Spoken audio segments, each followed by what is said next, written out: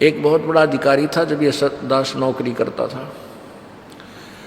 वो superintending engineer की post से रिटायर हुआ और फिर उसने आर्किटेक्ट की दुकान खोल ली। ये माया के पुजारी, आखिरी सांस तक माया ही माया दिखे। और जबकि उस उम्र, पहले तो बचपन से मालिक बजना चाहिए था, बुराइयां तो बचता, अपना नौकरी भी करता, और फिर उसके बाद रही खी कसर, फिर वो आर्किटेक्ट में सेठ बनना चाहा था। और फिर आगे क्या दुर्गति हुई होगी ये तो सर्वविदित है। और हमारे पूर्वज थे, झोपड़ियाँ में रहा करते थे, कच्चे मकान बना लेते, भगवान ने याद करते थे, वर्षा हो जाती 100 शुक्र बनाया करते थे भगवान का।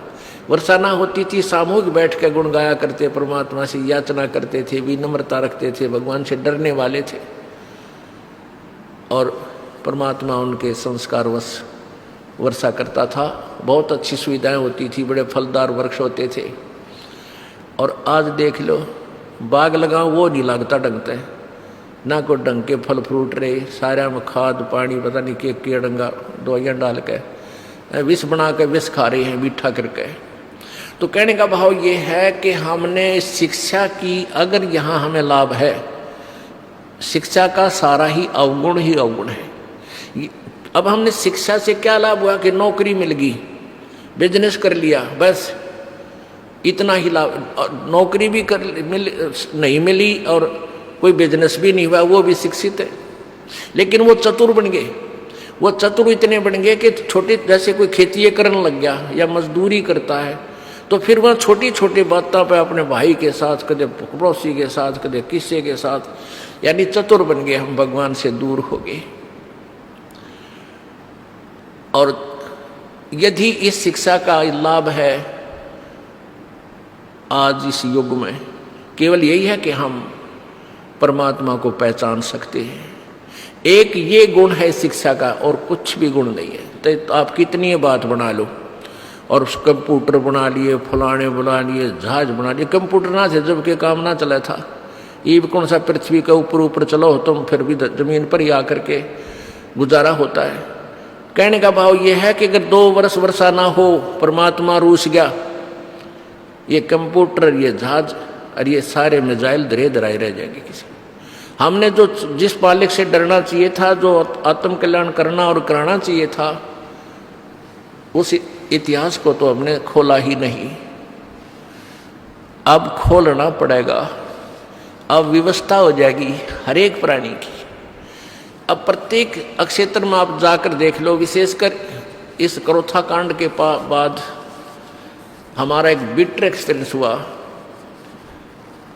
और जिससे ये पता लगा कि कहीं न्याय नाम की चीज नहीं इस पृथ्वी पे है। परमात्मा कहते थे, वह वाणी आज 100% सिद्ध होगी, निरंजन धन तेरा दरबार, जहां तनिक नहीं न्याय विचार। इतना भी न्याय नहीं है इस पृथ्वी पर किसी के पास भी, चाहे को कितनी बात बनाता हो। तो ये चतुरता, ये नीचता आ गई, प्रत्येक प्राणी डरता नहीं भगवान से, भगवान का भय निकल गया, और पाप पे पाप इकट्ठा करता है। और फिर क्या बनता है, कुत्ता बने, खाज लागे, सिर में कीड़े पड़े, जबान पे कीड़े पड़े इन दुष्टों के। आज देखते ऐसी बुरा हाल हुआ आता है यहाँ प्राणियों का, हमें भी रोना आ जाता है, लेकिन हमें पता है कि पिछले जन्म में कभी परमात्मा के द्रोही रहे होंगे ये दुष्ट। ठीक है, प्रभु फिर दयालु है क्योंकि उसके बच्चे हैं ये सारे।